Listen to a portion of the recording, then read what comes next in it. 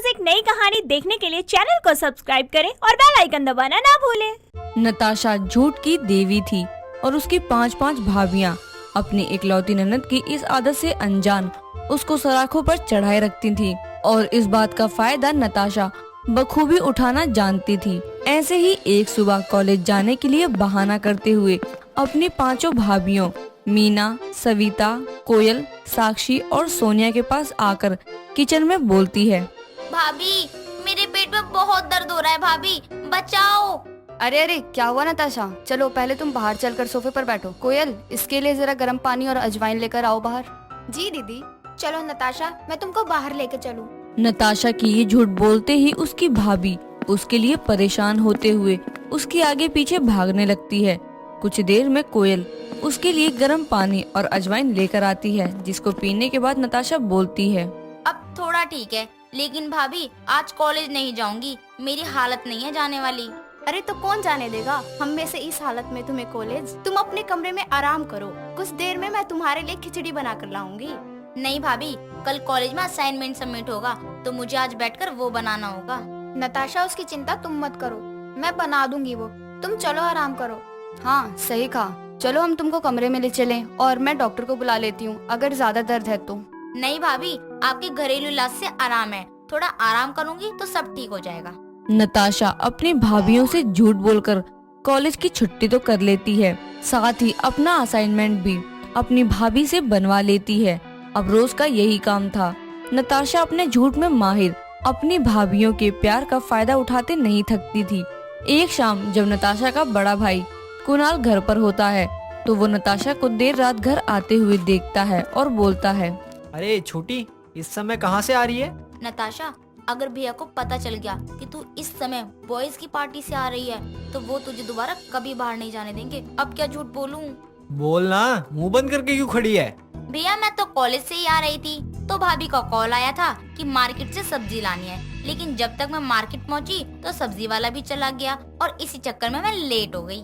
उसी समय सविता बाहर आती है। तभी कुणाल उससे बोलता है, सविता, नताशा को कॉलेज से आते हुए कोई काम वाम देने की जरूरत नहीं है। अरे इतनी रात रात को लड़की घर आएगी अच्छा लगता है? ऊपर से आजकल का माहौल वैसे ही खराब है। मेरी एक लौती बहन को कुछ हुआ तो मैं किसी को माफ नहीं करूँगा।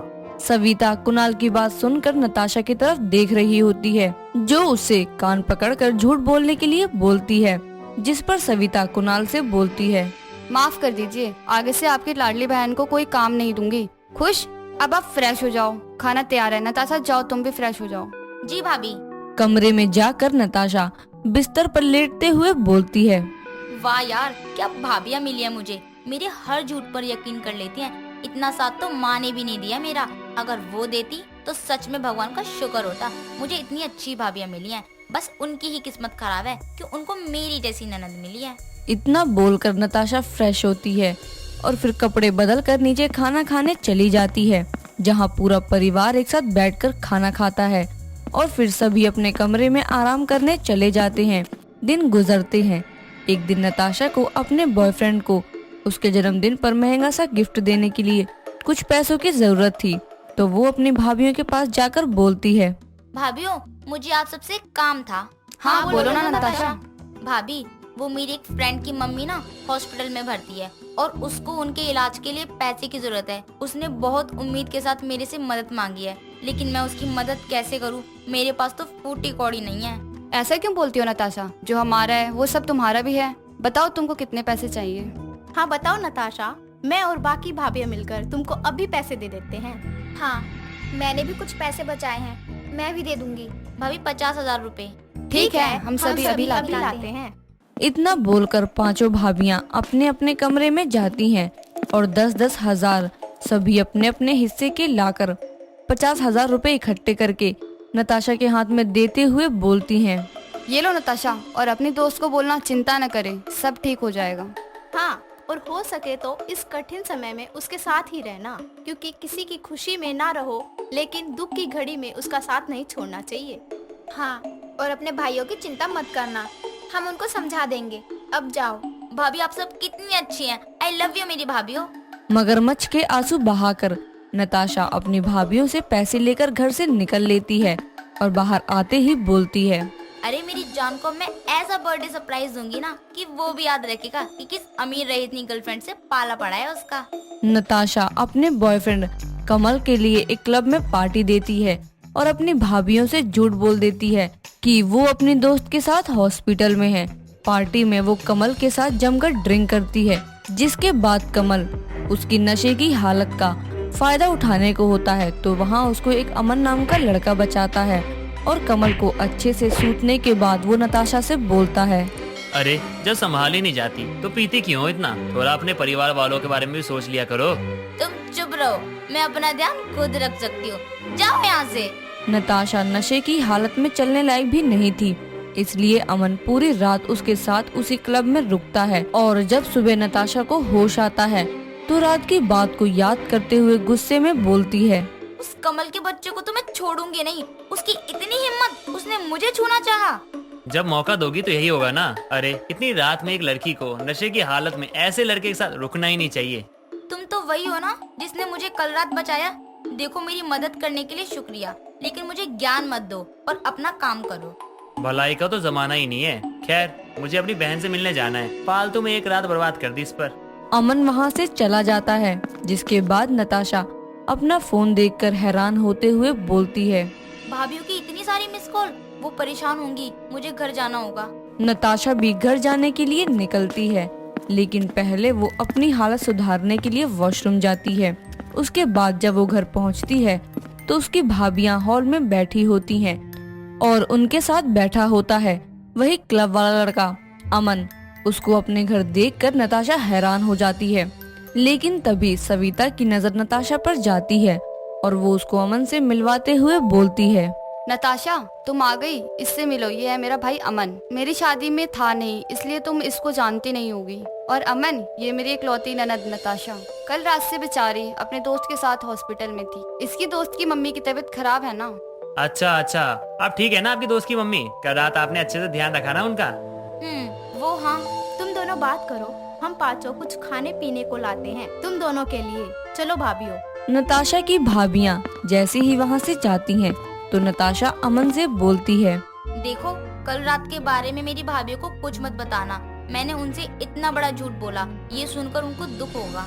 मेरी बहन जिस ननद की तारीफ करते नहीं थकती वो ऐसी है, इसका पता तो उसे चलना ही चाहिए। मैं अभी दीदी को सब कुछ बताता हूँ। मैंने बोला ना तुम उनको कुछ नहीं बताओगे। नताशा ने अमन के मुंह पर हाथ रखा हुआ था।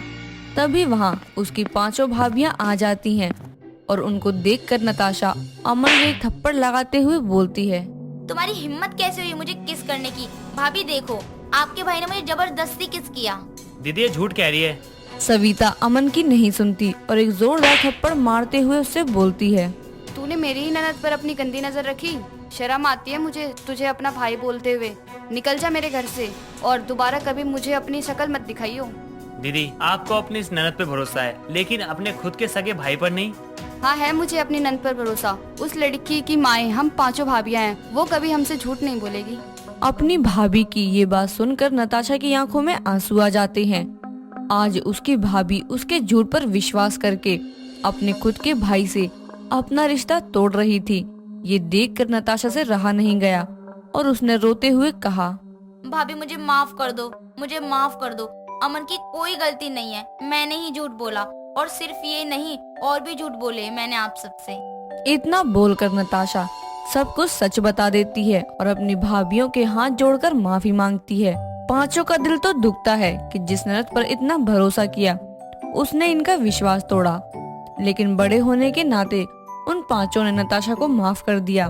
फिर नताशा ने अमन से भी अपनी गलती की माफी मांगी, जिसके बाद उसने सबसे वादा किया कि वो कभी झूठ नहीं बोलेगी। प्यासी रिपना पानी की तलाश में चारों तरफ देख रही थी।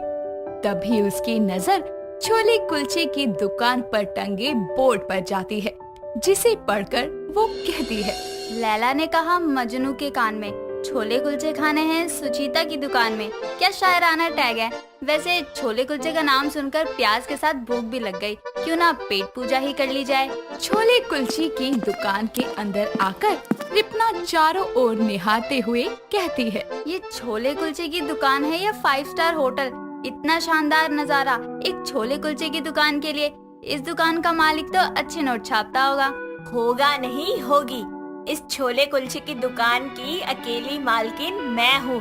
कहो कौन से कुलचे खाना पसंद करोगी? वैसे कितने तरह के कुलचे मौजूद हैं यहाँ? आलू कुलचे, पनीर कुलचे, गोभी कुलचे, सिंपल कुलचे, मटर कुलचे और भी कई तरह के कुलचे हैं हमारी दुकान पर। कुलचों की भी इतनी सारी वैरायटी होती है, मैंने तो सोचा ही नहीं था। मैंने तो सिर्फ 2 तरह के ही कुलचे खाए हैं। पर यहाँ तुम्हें भरपूर टेस्ट से भरे हुए कुलचे मिलेंगे और एक साथ कई तरह के अलग अलग फ्लेवर भी मिलेंगे। सुचिता रिपना के लिए सभी तरह के कुलचे लेकर टेबल पर रखती है और रिपना कहती है, ये तो बहुत ज्यादा है, मैं इतने सारे छोले कुलचे नहीं खा सकती। यहाँ आने वाले सभी कस्टमर पहले यही कहते हैं और फिर थाली में एक भी टुकड़ा नहीं बचाते।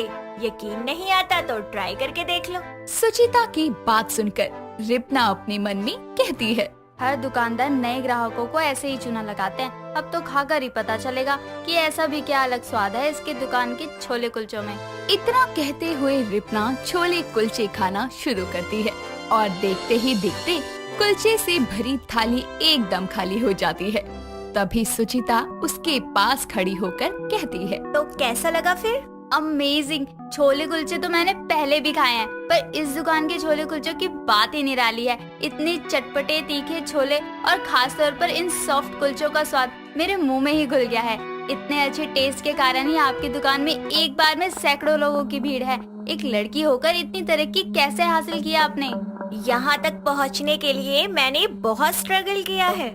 कैसे एक मामूली सी दिखने वाली लड़की सुचिता ने अपनी छोले कुलचे की दुकान को यहाँ तक पहुँचाया। जानने के लिए कहानी में थोड़ा पीछे चलते हैं। सुचिता अपनी सहेली नीति के साथ कॉलेज के गार्डन में बैठी हुई थी, जहाँ उसकी सहेली नीति कहती है, तो क्या सोचा फिर तूने? किस बारे में?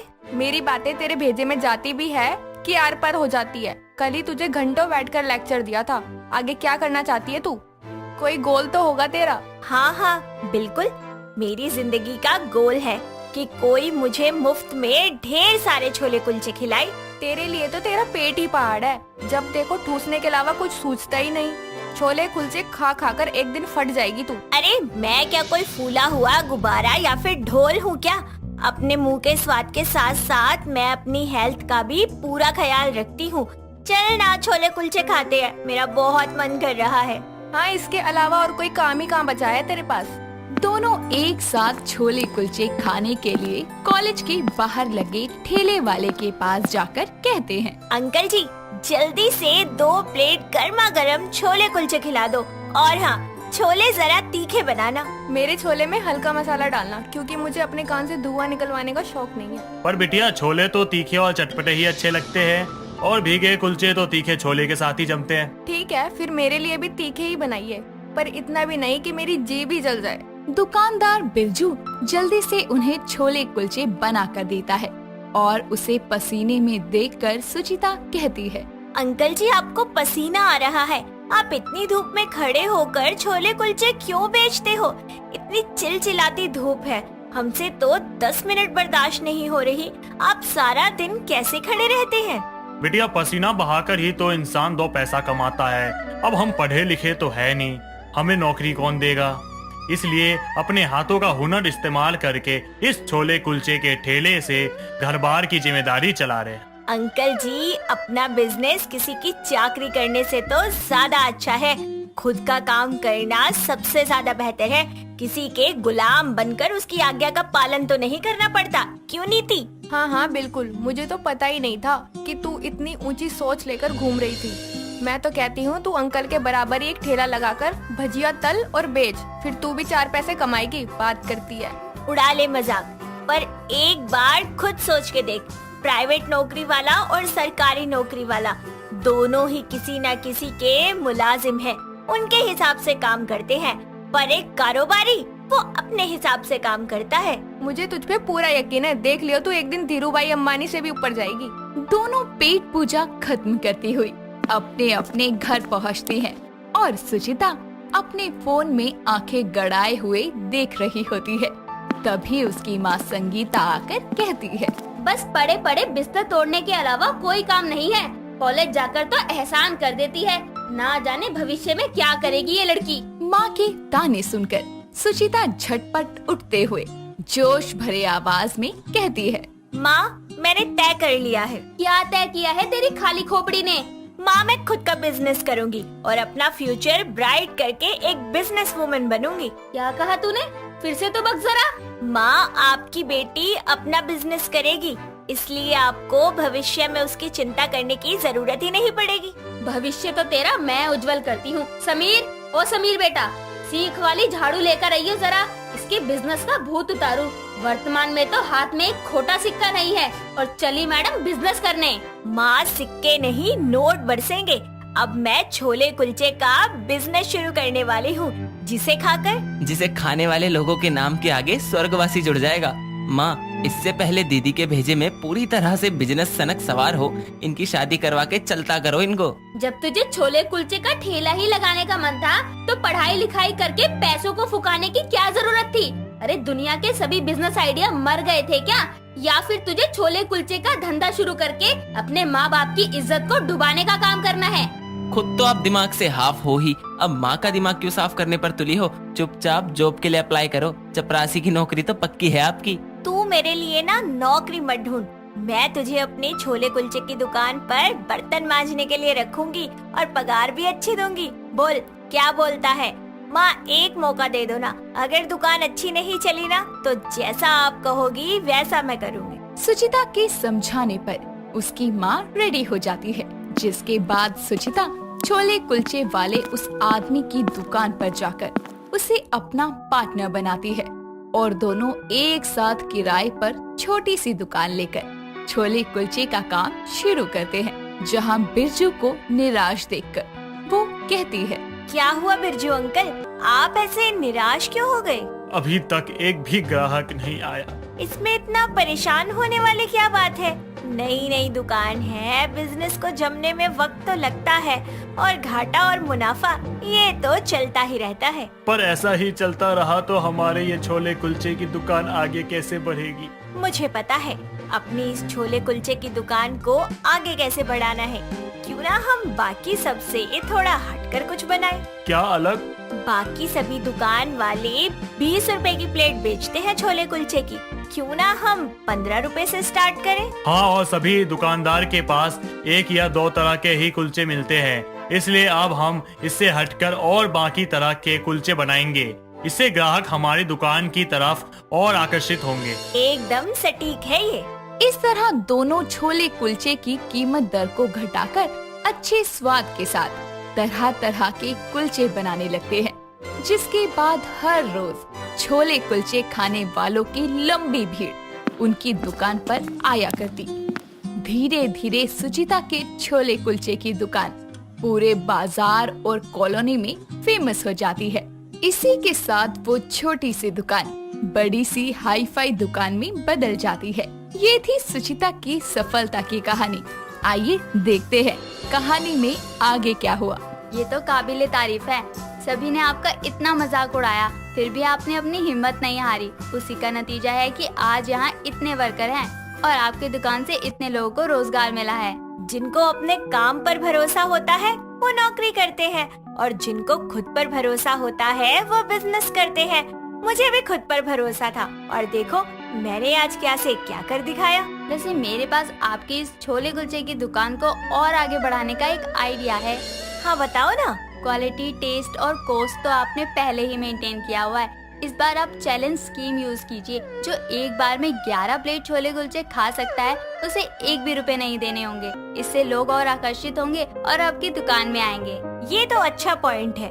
अगर तुम चाहो तो इस छोले कुलचे की दुकान में पार्टनर बन सकती हो। हाँ, वैसे मेरा भी आपकी तरह एक सपना था कि मैं अपना बिजनेस शुरू करूं, तो शुरुआत यहीं से कर देती हूँ। इस तरह छोले कुलचे खाने की शौकीन सुचिता अपने शौक को ही अपना बिजनेस बना लेती है, जिसे ना सिर्फ वो कामयाब लड़की के रूप में उभरती है, बल्कि साथ ही कई लोगों को भी रोजगार देती है। दोस्तों, अगर आपको ये कहानी पसंद आई तो इसे लाइक करें, शेयर करें और कमेंट करके बताएं कि कहानी में आपको सबसे अच्छा क्या लगा।